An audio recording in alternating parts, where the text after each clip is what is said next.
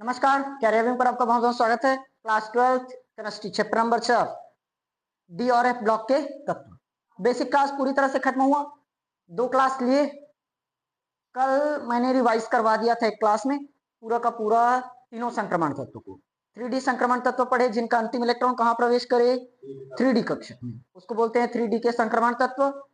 Scandium 21 से लेकर zinc 30 तक 3D के तत्व है, लेकिन जिंक संक्रमण तत्व नहीं कहलाएगा क्योंकि पूरे का पूरा उसका स्टॉक कंप्लीटेड है होगा।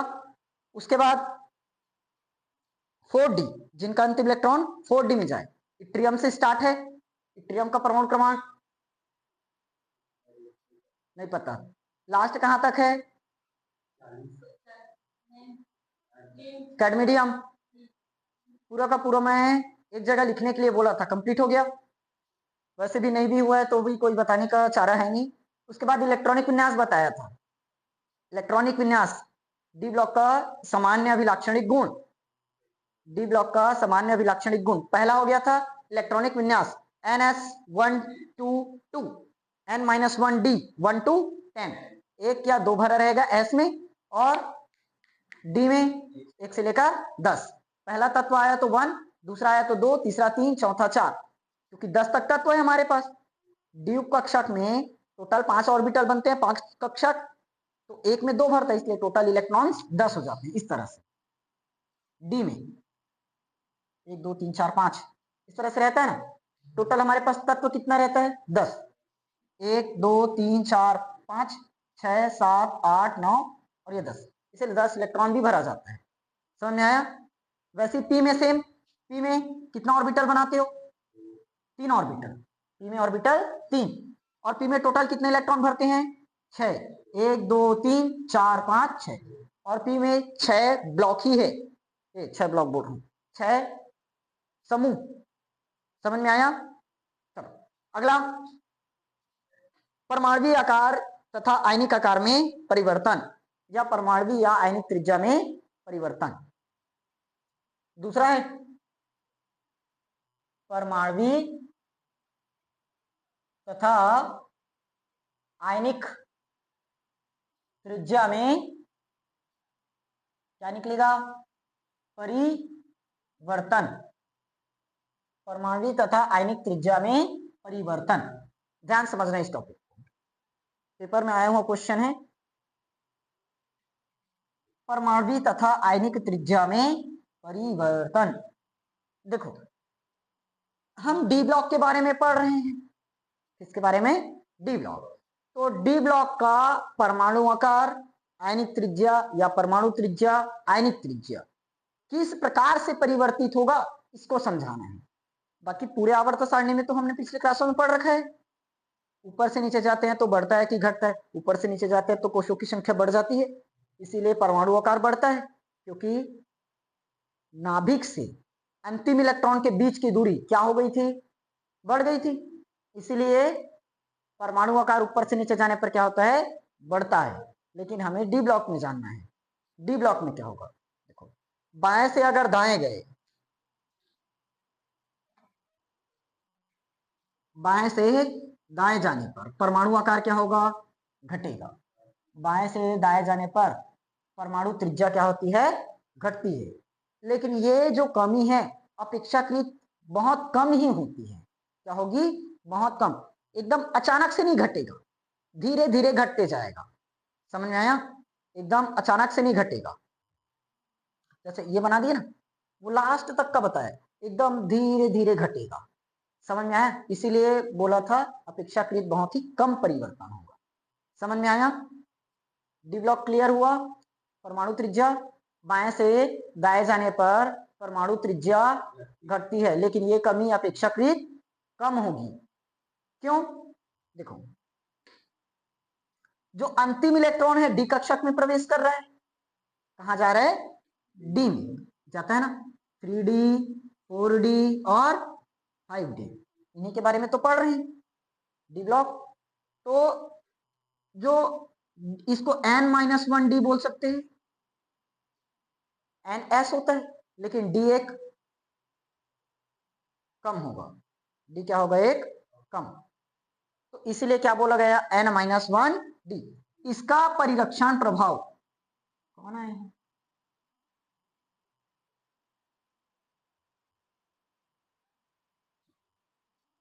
ये समझ में आया ना। बाएं से दाएं जाने पर परमाणु आकार क्या हुआ, या परमाणु त्रिज्या में कमी होगी, लेकिन ये कमी अपेक्षाकृत क्या होगी, कम, क्योंकि बाएं से दाएं जाने पर, बाएं से दाएं जाने पर देखो नाभिकीय आवेश क्या होगा बताओ तो, नाभिकीय आवेश बढ़ेगा कि घटेगा, नाभिकीय आवेश क्या होगा, बढ़ेगा।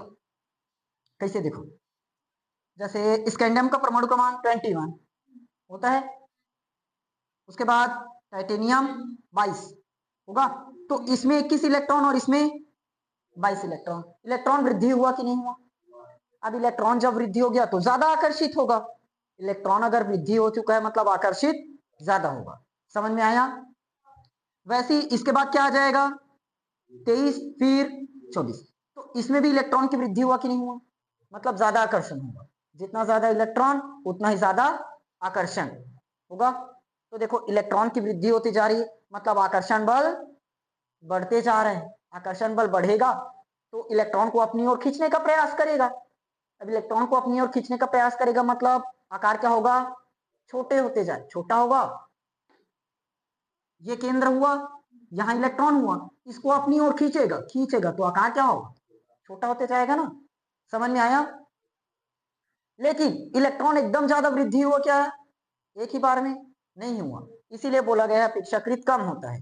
इलेक्ट्रॉन 21 से लेकर क्या हुआ है 22, सिर्फ एक ही इलेक्ट्रॉन बढ़ा है, इसीलिए एकदम ज्यादा वृद्धि नहीं होता। कारण समझ में आया।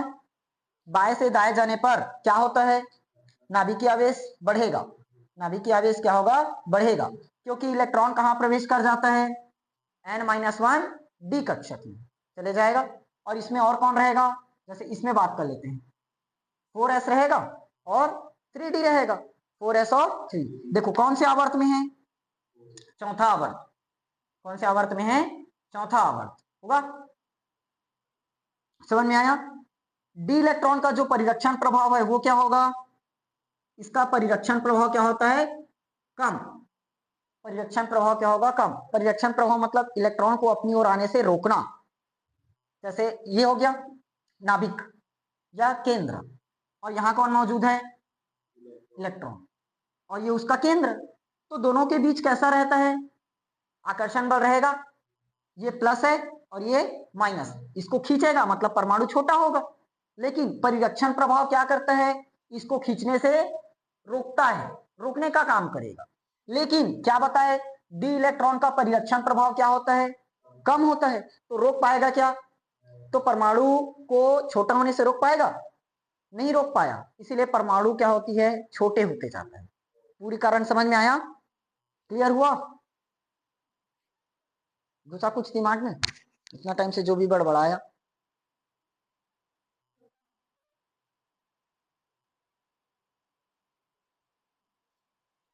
बाएं से दाएं जाने पर परमाणु आकार में क्या होती है, कमी, लेकिन यह अपेक्षाकृत क्या होगा, कम होगा, क्योंकि बाएं से दाएं जाने पर नाभिकीय आवेश में वृद्धि होती है, क्योंकि इलेक्ट्रॉन बढ़ चुका है, नाभिकीय आवेश में क्या होती है, वृद्धि होती है, इसीलिए आकर्षण बल क्या होता है, अधिक लगता है, आकर्षण बल क्या होगा, अधिक लगेगा, क्यों, क्योंकि डी इलेक्ट्रॉन का परिरक्षण प्रभाव क्या होता है, कम होता है, इसीलिए वो उसको खींचने से रोक नहीं पाता, आकर्षण बल को रोक नहीं पाता, इसीलिए परमाणु के आकार में क्या होती है, कमी होती है, समझ में आया।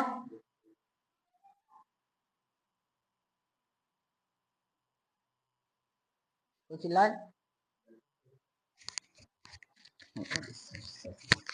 अच्छा, ये तो परमाणु त्रिज्या की बात हुआ, अब आयनिक त्रिज्या पर आते हैं। आयनिक त्रिज्या भी सेम होगा, देखो इसी प्रकार आयनिक त्रिज्या भी बाएं से दाएं जाने पर क्या होगा, घटेगा, बाएं से दाएं जाने पर क्या होगा, घटेगा, क्योंकि डी इलेक्ट्रॉन का परिरक्षण प्रभाव क्या हो चुका है, कम, इसीलिए नाभिकीय आकर्षण बल को वो रोक नहीं पाएगा, तो नाभिकीय आकर्षण बल में क्या होगी, वृद्धि होगी। अब आकर्षण बल में वृद्धि हो रहा है मतलब ये इलेक्ट्रॉन को अपनी ओर खींचेगा, क्या करेगा, खींचेगा, तो दूरी क्या होगी, कम ही तो होगी, समझ में आया। दोनों का लगभग लगभग सेम है, लिखोगे, नोट करो, हेडिंग करो, परमाणु तथा आयनिक त्रिज्या में परिवर्तन, इसको लिखा देता हूं। लिखना, बाएं से दाएं जाने पर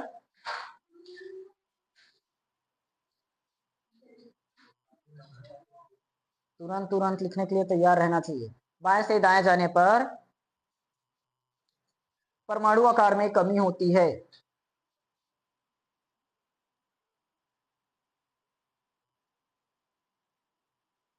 हो गया, बाएं से दाएं जाने पर परमाणु आकार में कमी होती है। यह कमी अपेक्षाकृत कम होती है। यह कमी अपेक्षाकृत कम होती है। हो गया, पैराग्राफ चेंज। क्योंकि बाएं से दाएं जाने पर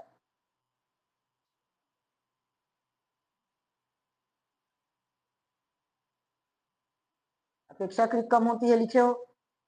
उसके बाद पैराग्राफ चेंज करके लिखना, क्योंकि बाएं से दाएं जाने पर नाभिकीय आवेश बढ़ता है। नाभिकीय आवेश बढ़ता है।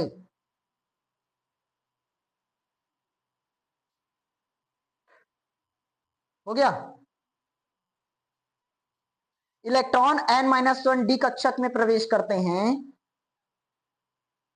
इलेक्ट्रॉन n-1 डी कक्षक में प्रवेश करते हैं।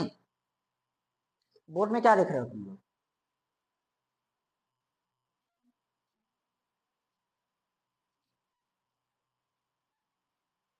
हो गया, जिससे डी इलेक्ट्रॉन का जिससे डी इलेक्ट्रॉन का परिरक्षण प्रभाव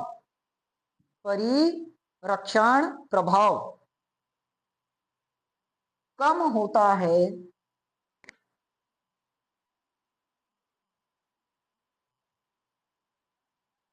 जो कुछ हद तक नाभिकीय आवेश को संतुलित कर देता है। नाभिकीय आवेश को संतुलित कर देता है।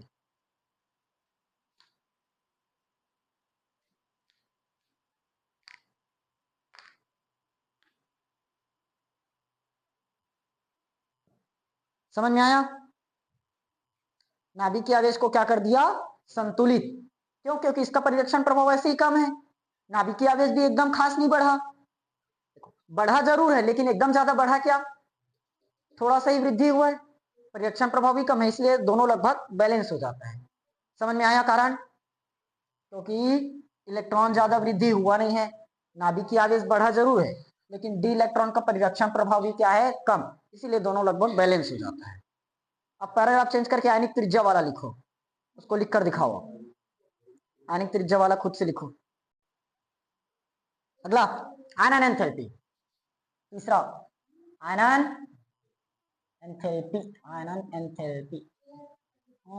एंथैल्पी, आयनन एंथैल्पी। दिमाग तो है नहीं, कहाँ से बताओगे? दिमाग रहता थोड़ा बहुत बता देते हैं, हाँ सही होगा। देखो, अगर बाएं से दाएं जा रहे हैं, बाएं से दाएं, तो इलेक्ट्रॉन की संख्या क्या हो रही है? इलेक्ट्रॉन की संख्या क्या हो रही है? इतना धोऊंगा तुम लोग को ना समझ में आएगा। इलेक्ट्रॉन की संख्या बढ़ रही है, क्या है? थोड़ा दिमाग है कि नहीं? वाकई समझ में नहीं आता मुझे। बाएं से दाएं जाने पर इलेक्ट्रॉन की संख्या बढ़ेगी। सोचते भी होंगे कैसे, कौन से 12वीं पढ़ रहे हैं, हर बार यही नौबत आती है। इलेक्ट्रॉन की संख्या घटेगी करके। बाएं से अगर दाएं जा रहे हैं तो परमाणु संख्या क्या हो रही है?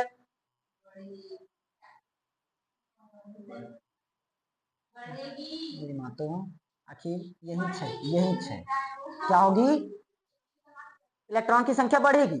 इलेक्ट्रॉन की संख्या बढ़ गया मतलब नाभिकीय आवेश भी क्या होगा? नाभिकीय आवेश भी क्या होगा? बढ़ेगा, क्योंकि इलेक्ट्रॉन की संख्या बढ़ रही है। जितना ज्यादा इलेक्ट्रॉन उतना ही ज्यादा नाभिकीय आवेश। अब भी बताया था जो भूल चुके हो। इलेक्ट्रॉन बढ़ा तो नाभिकीय आवेश भी क्या हुआ, बढ़ा। अब नाभिकीय आवेश बढ़ा मतलब ज्यादा आकर्षित होगा, नाभिकीय आवेश बढ़ा मतलब ज्यादा आकर्षित होगा, आकर्षण बल भी बढ़ेगा। देखो इलेक्ट्रॉन की संख्या बढ़ गया मतलब नाभिकीय आवेश बढ़ गया, नाभिकीय आवेश बढ़ा है मतलब नाभिक और इलेक्ट्रॉन, नाभिक और इलेक्ट्रॉन दोनों के बीच आकर्षण बल क्या होगा, बहुत ही ज्यादा होगा, आकर्षण बल क्या होगा, ज्यादा। अब आकर्षण बल ज्यादा है तो यहां से इलेक्ट्रॉन को निकालना आसान होगा कि मुश्किल, आकर्षण बल जब ज्यादा है, ज्यादा तेजी से खींचे रखा है उसको, तो निकालना मुश्किल है। और आयनन एंथैल्पी यही जानते हैं, किसी परमाणु के अंतिम कोश में उपस्थित इलेक्ट्रॉन को निकालने के लिए जितनी ऊर्जा चाहिए वही आयनन एंथैल्पी है। तो अंतिम में इलेक्ट्रॉन है, इस इलेक्ट्रॉन को अपने को बाहर निकालना है, तो जो ऊर्जा लगेगी वही आयनन ऊर्जा है या आयनन एंथैल्पी है। इस परिभाषा को खैर बताना नहीं रहता, यहाँ में सिर्फ उसके गुणों के बारे में जानना है। तो देखो हम डी ब्लॉक के बारे में पढ़ रहे हैं तो सिर्फ डी ब्लॉक के बारे में बताएंगे। अगर बाएं से दाएं जा रहे इलेक्ट्रॉन की संख्या क्या हो गई, बढ़ गई, इलेक्ट्रॉन की संख्या बढ़ा जिसके कारण से नाभिकीय आवेश भी क्या हुआ, बढ़ेगा, क्योंकि इलेक्ट्रॉन ज्यादा आ चुका है, नाभिकीय आवेश बढ़ चुका है। नाभिकीय आवेश बढ़ गया मतलब नाभिक और इलेक्ट्रॉन इसके बीच आकर्षण बल क्या होगा, बहुत ही अधिक होगा। अब आकर्षण बल बहुत ही तेज है, दोनों को एकदम तेजी से बांधे रखा है, इलेक्ट्रॉन और नाभिक तेजी से बंधे हुए हैं, तो इसको निकालना थोड़ा सा क्या होगा, मुश्किल जाएगा, क्योंकि आकर्षण बल क्या है, बहुत ही अधिक है। कारण समझ में आया पूरा, यही लिखोगे। लेकिन नाभिकीय आवेश में जो ये वृद्धि है, नाभिकीय आवेश में वृद्धि बहुत ही कम होगा, अपेक्षाकृत बहुत ही कम होगा। एक साथ इलेक्ट्रॉन बढ़ा नहीं है, थोड़े थोड़े करके ही बढ़ा है, इसीलिए ये जो वृद्धि है अपेक्षाकृत क्या होगा, कम, एकदम अचानक से नहीं बढ़ जाएगा। आयनन ऊर्जा एकदम अचानक से नहीं बढ़ेगा, एकदम धीरे धीरे बढ़ेगा। समझ में आया, इसीलिए बोला जाता है अपेक्षाकृत कम होगा या अपेक्षाकृत ज्यादा होगा। समझ में आया, लिख लोगे, क्या क्या लिखेंगे एक बार सुन लो ध्यान से, पहले सुनो, लिखना नहीं है। संक्रमण तत्वों में बाएं से दाएं जाने पर, संक्रमण तत्व में बाएं से दाएं जाने पर आयनन एंथैल्पी में क्या होगा, वृद्धि होता है। आयनन एंथैल्पी में वृद्धि होता है क्योंकि बाएं से दाएं जाने पर नाभिकीय आवेश बढ़ता है, नाभिकीय आवेश क्या होता है, बढ़ता है, जिसके कारण से परमाणु के नाभिक और अंतिम इलेक्ट्रॉन के बीच विद्युत आकर्षण बल मजबूत होता है या अधिक होता है। इसीलिए अंतिम कोश से इलेक्ट्रॉन को निकालना मुश्किल होता है या उसको निकालने के लिए अधिक ऊर्जा की आवश्यकता पड़ती है। समझ में आया। लेकिन बाएं से दाएं जाने पर यह वृद्धि अपेक्षाकृत क्या होती है, कम होती है। समझ में आया, एकदम अचानक से नहीं बढ़ेगा, धीरे धीरे ही वृद्धि होगा। समझ में आया, लिख लोगे, जितना बताया उतना ही लिखोगे सेम। मुझे भी एक दिन का क्लास अभी तक याद नहीं है। चौथा टॉपिक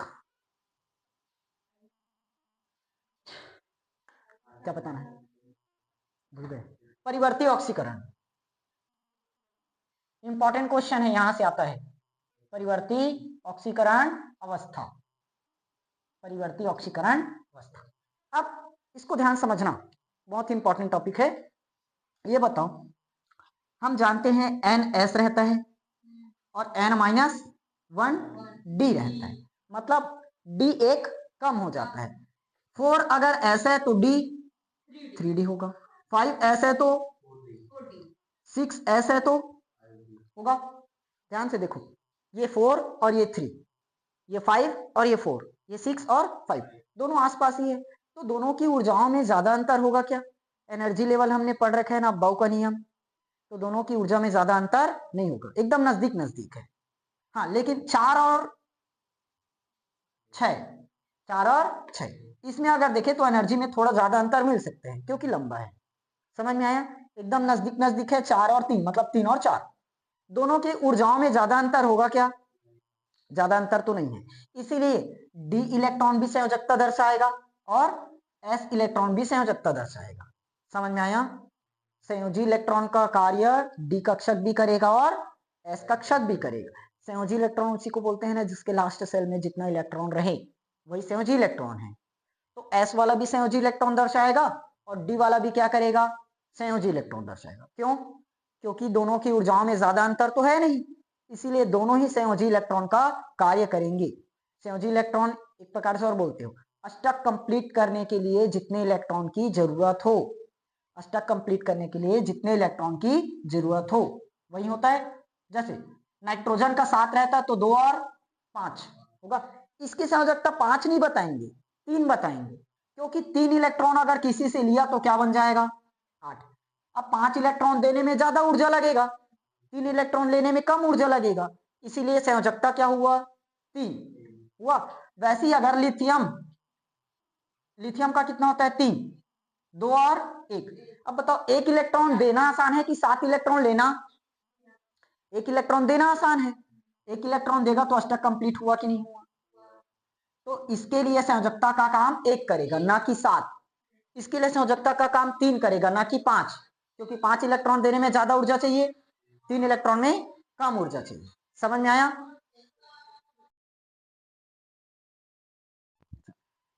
ये संयोजकता क्लियर होना कैसे कैसे संयोजकता रहता है, सिर्फ अष्टक को क्या करना रहता है, कंप्लीट। ये 7 इलेक्ट्रॉन लेगा तो अष्टक कंप्लीट हो जाएगा 8, 1 इलेक्ट्रॉन देगा तब भी अष्टक कंप्लीट हो जाएगा 2, ये 3 इलेक्ट्रॉन लेगा तब भी अष्टक कंप्लीट है 8, 5 इलेक्ट्रॉन देगा तब भी अष्टक कंप्लीट है 2। समझ में आया? तो हमें ऐसा इलेक्ट्रॉन देखना है जिसमें ऊर्जा क्या लगे, कम। 1 इलेक्ट्रॉन देगा तो ऊर्जा कम लगेगा, इसलिए इसकी संयोजकता मानेंगे 1। 3 इलेक्ट्रॉन लेने में ऊर्जा कम लगेगा लेकिन 5 इलेक्ट्रॉन लेने में ज्यादा, इसीलिए संयोजकता कितना मानेंगे, 3। अब समझ में आया? तो वैसे ही कंडीशन यहां बनी है, 4s और 3d दोनों की ऊर्जा लगभग लगभग एक बराबर है, दोनों की ऊर्जा में ज्यादा अंतर तो नहीं है, तो दोनों की ऊर्जा कम भी मान सकते हैं, दोनों की ऊर्जा ज्यादा भी मान सकते हैं, इसीलिए दोनों ही क्या करेगा, संयोजी इलेक्ट्रॉन का काम करेगा, दोनों का इलेक्ट्रॉन ही संयोजी इलेक्ट्रॉन होगा। समझ में आया? क्लियर हुआ? दोनों क्या करेगा, संयोजी इलेक्ट्रॉन का कार्य करेगा। अब देखो जैसे जैसे डी कक्षक में अयुग्मित इलेक्ट्रॉन बढ़ते जाएगा वैसे वैसे संयोजकता क्या होगी, बढ़ते जाएगी। कारण इसको समझते हैं। जैसे ये हो गया मेरा 4s वाला और ये हो गया मेरा 3d, 1 2 3 4 5 6 4 5 का है 1 2 3 4 5 ठीक। देखो इसमें कितने इलेक्ट्रॉन भर, पहले s में तो कंप्लीट रहेगा मतलब रहेगा 2 इलेक्ट्रॉन भरा रहेगा, तो बताओ सबकी संयोजकता 2 होगी कि नहीं होगी।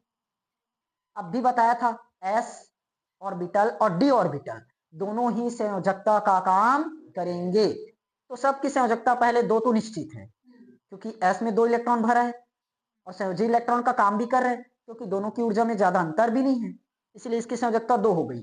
अब अगर d में 1 इलेक्ट्रॉन भर गया तो संयोजकता 2 के अलावा 2 और 3 भी हो, 1 भी तो हो सकती है, क्या 1 होगी, नहीं होगी, 1 नहीं रहेगा, 2 रहेगा, 2 इलेक्ट्रॉन संयोजकता, 1 और आ गया तो 2 और 1 3 हो गया। अगर मान लो इसमें इलेक्ट्रॉन और भर गया, अब देखो ये भी तो अयुग्मित है, इसकी संयोजकता फिक्स है 2 रहेगा मतलब रहेगा, क्योंकि 2 इलेक्ट्रॉन त्याग करेगा, अंतर नहीं है, तो 2 इलेक्ट्रॉन त्याग करेगा मतलब संयोजकता होगी। अब इसमें 2 अयुग्मित है तो इसकी संयोजकता 2 भी होगी और 1 इलेक्ट्रॉन भी तो त्याग कर सकता है तो 3, दोनों इलेक्ट्रॉन त्याग कर सकता है तो 4। समझ में आया? क्योंकि इसको जितना जरूरत है उतना ही तो त्याग करेगा, क्या मान लो इसको 2 की जरूरत है तो सिर्फ S से निकलेगा, याद रखना इलेक्ट्रॉन पहले S से निकलता है उसके बाद D से, पहले कहां से निकलेगा, S से, उसके बाद D से। समझ में आया? तो पहले संयोजकता कितनी बनेगी, 2। अब उसके बाद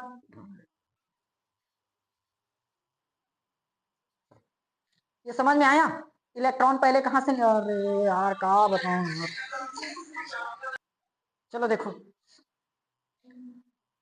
ये समझ में आया। अब मुझे एक बात बताना है, जैसे S में 2 इलेक्ट्रॉन भरा हुआ है और D में 5 इलेक्ट्रॉन, 1 2 3 4 5, तो इससे 2 इलेक्ट्रॉन निकल सकता है, संयोजकता 2 तो कंफर्म है। अब इसकी संयोजकता कितनी होगी, देखो, अरे भाई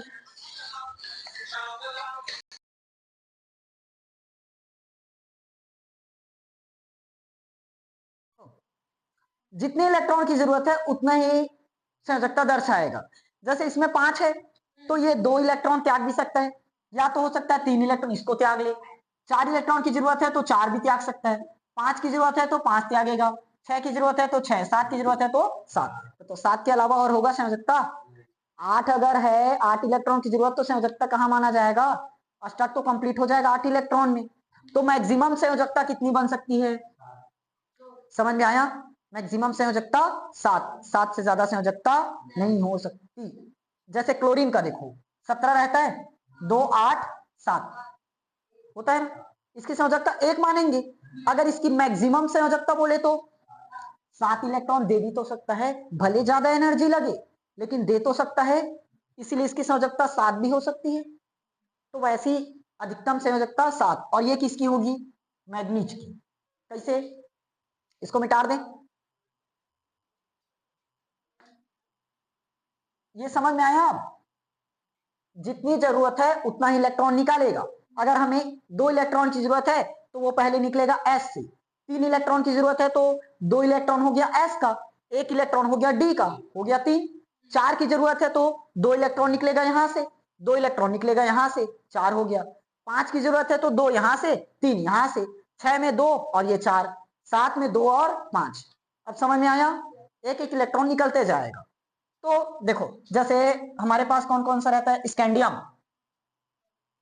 पूरे का नहीं दर्शाएंगे ना, जितना जरूरी है ज्यादा इंपॉर्टेंट है उसी को बता दीजिए। स्कैंडियम, टाइटेनियम, वेनेडियम और क्रोमियम का लिख लो। सबसे ज्यादा मैग्नीज का होता है, मैग्नीज का भी लिख लो। उसके बाद फेरस तो इंपॉर्टेंट है, बहुत ज्यादा काम आएगा फेरस। और लास्ट का दोनों तत्व लिख लो, कॉपर तो अपवाद में आता है, और लास्ट बचा जिंक। इतने में बता देते हैं। परमाणु का मान किसका? इसका, इसका, इसका, इसका, इसका, इसका और 30 होता है क्या? देखते हैं हम। ये बताओ इलेक्ट्रॉनिक विन्यास कैसे होता है? 21 का बताओ। 1s2, 2s2, 2p6, 3s2, 3p6, 4s2, 3d1 होता है। अब यहां तक बताओ तो 6 2 8, 6 14, 15 16, 17, 18, ये पूरा कितना है? 18। 18 परमाणु क्रमांक किसका रहता है? किसका होगा? आर्गन। तो आर्गन किसका है? आर्गन। और लास्ट में ऐसे लिख सकते हो 4s2 3d। समझ में आया? क्यों? क्योंकि इसका स्टक क्या है? कंप्लीट है। 18 शून्य समूह याद है? सबसे लास्ट 18वां समूह शून्य समूह या निष्क्रिय गैस, अक्रिय गैस, किसी से क्रिया नहीं करता। क्यों? नियॉन का 10 रहता है ना, 2 और 8 अष्टक पूर्ण। हीलियम का अष्टक पूर्ण। आर्गन का 18, 2 8 8 अष्टक, इसीलिए किसी से क्रिया नहीं करता। तो इसको दर्शा दिए, मतलब आर्गन समझ में आ गया, 18 हो गया। तो उसके बाद क्या लिख दिए? 4s2 3d। समझ में आया? 4s2 3d1, 4s2 3d1। चाहो तो वही लिख सकते हो ना ऐसे। अरे यार इतना धूरे, अरे ये समझ में आया ना? ऐसे भी दर्शा सकते हो, चाहे ऐसे दर्शा, दोनों में से देख। अच्छा इसका क्या होगा? 4s2, एक इलेक्ट्रॉन है तो ये 3d2, 4s2 3d, 4s2 3d, लेकिन एक इलेक्ट्रॉन इसमें भी आ जाता है, अपवाद वाले में याद रखना। ठीक, दोनों होता है। खैर अभी नहीं दर्शाएंगे। 4s2 3d, 4s2 3d, इसको रट लो, रट लेना, फेरस का रट लेना। ठीक, पहले ही बता रहा हूं, बार बार रटना पड़ेगा क्योंकि मुझे इतना कहा लग रहा है मेरा फोन ही बज रहा है। बजा, एक सेकेंड, काट दिए तुरंत। देखो 4s2 और 3d6, 4s2 3d6 बार बार बनाना पड़ेगा, इसलिए सीधा इसको रट लेना, पहले ही बता रहा हूं। उसके बाद 4s2 3d, 4s2 3d, समझ में आया?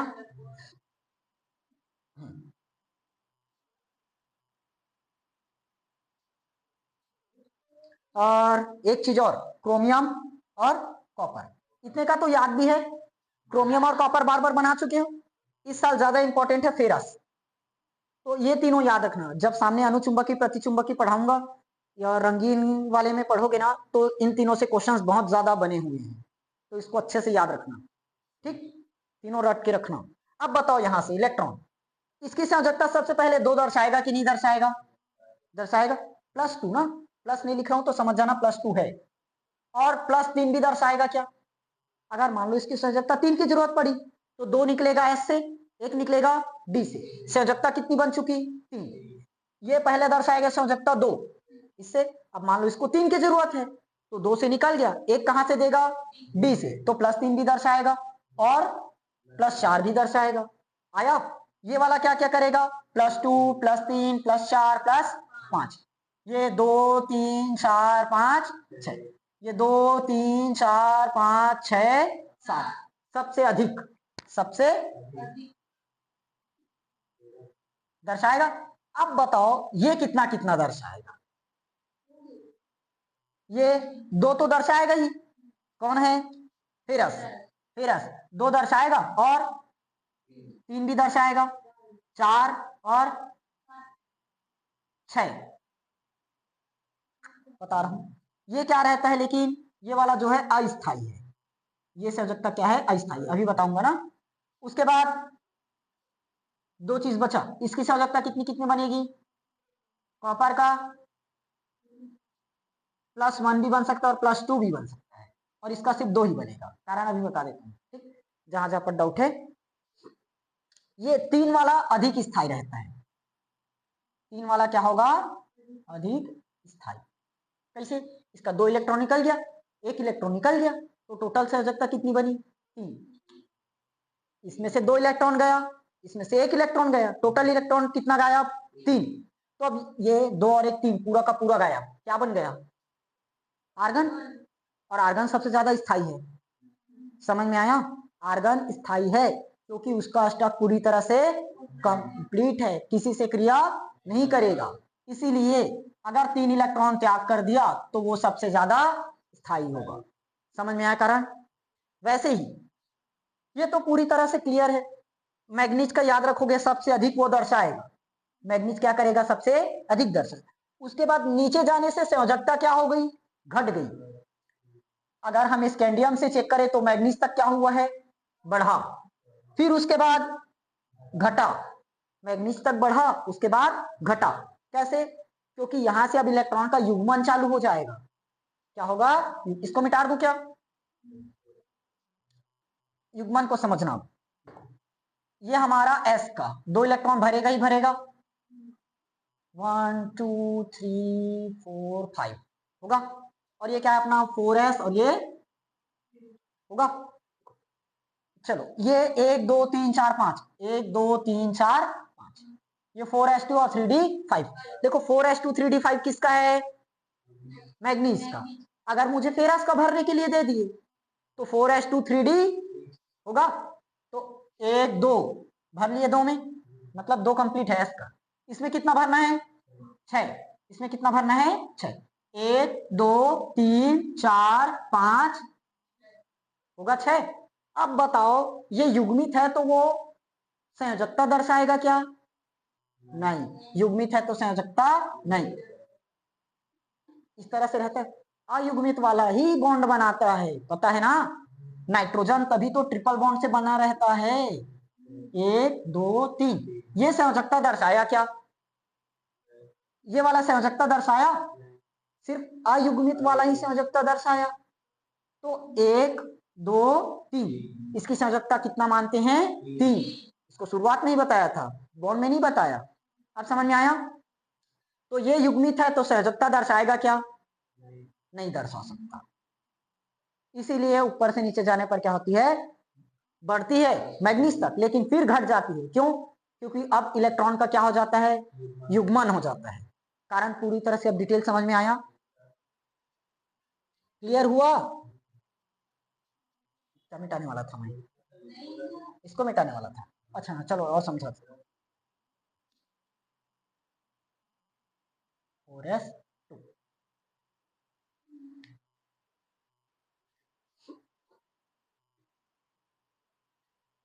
समझ में आया? तो ये बताओ, ये संयोजकता 2 दर्शाया, 1 इलेक्ट्रॉन की जरूरत यहां से निकाल सकता है, यहां से भी निकल सकता है, यहां से निकल सकते, यहां से निकलेगा क्या, क्योंकि वो युग्मित है, तो इसको हटा दो। 1 2 3 4 5 6, फिर से वापस संयोजकता कितनी हो गई इसकी, 6, इसीलिए बोला था अस्थाई। अब आया वैसे ऊपर का 6, तो इसका कितना बनना चाहिए, 5 तक, फिर 4, फिर 3, फिर 2, फिर 1 जाना चाहिए। लगातार बढ़ा मैग्नीज तक, फिर लगातार घटेगा जिंक तक। जिंक नहीं दर्शाएगा, जिंक नहीं दर्शाएगा, इसको बता देता हूं कैसे। देखो जिंक इस तरह से होगा 4s2 और 3d होगा ना, 4s2 3d। इसमें कितना इलेक्ट्रॉन, इसमें 1 2 3 4 5 6 7 8 9 10। बताओ ये युग्मित है कि नहीं, युग्मित है, इलेक्ट्रॉन निकल पाएगा क्या, तो ये संयोजकता दर्शा पाएगा क्या, सिर्फ यही संयोजकता दर्शाएगा। और ये कितनी संयोजकता दर्शाता है, 2, तो इसलिए इसकी संयोजकता सिर्फ आया। अब पूरा का पूरा क्लियर हुआ, मजा आया, मजा आया, अच्छा टॉपिक था, दिमाग में कुछ घुसा, हाँ लिखना तो पड़ेगा। अब लिखने का सुनो कैसे लिखेंगे। सबसे पहले मैं स्टार्टिंग से बता देता हूँ, परिवर्ती ऑक्सीकरण हेडिंग डालोगे, फिर क्या लिखेंगे, संक्रमण तत्वों में, संक्रमण तत्वों में n-1d कक्षक मिटा दिया ना, संक्रमण तत्वों में n-1d और ns और n-1d कक्षक की ऊर्जा में ज्यादा अंतर नहीं होता, इसीलिए s और d दोनों के इलेक्ट्रॉन ही संयोजकता प्रदर्शित करते हैं, दोनों के इलेक्ट्रॉन ही क्या करते हैं, संयोजकता प्रदर्शित करते हैं। इसका अरे कैप तो हाथ में पकड़ा हूं, कहां से खोज रहा हूं, यहां तक समझ में आया।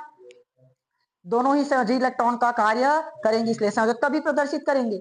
और ये एक से ज्यादा संयोजकता दर्शाते हैं, एक से, देखो सब में दर्शाया कि नहीं दर्शाया, एक से ज्यादा, ये एक से ज्यादा संयोजकता दर्शाते हैं, इसीलिए इसको परिवर्ती ऑक्सीकरण अवस्था कहते हैं, क्योंकि फिक्स नहीं है, परिवर्तन हो रहा है ना लगातार, कहीं पर भी फिक्स हो पाया क्या, ये लगातार बदल रहा है, इसीलिए क्या बोले, परिवर्ती ऑक्सीकरण अवस्था।